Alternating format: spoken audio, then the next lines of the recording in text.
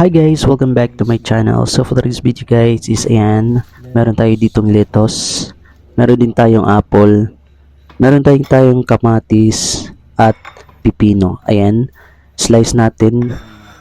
Bali, dalawahin lang natin guys kasi hindi natin yan mauubos.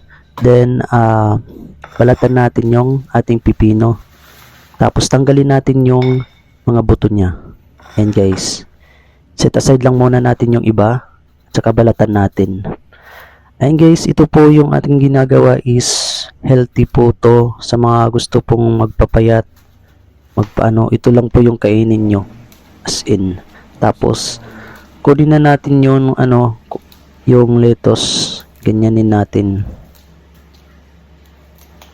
I-try niyo guys. Marasahiya.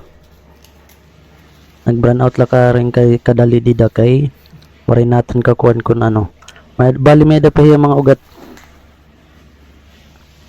amo pati tapos nagkukampat dida taksimol dito kuan kukot simod kaiha man hini nga magkuan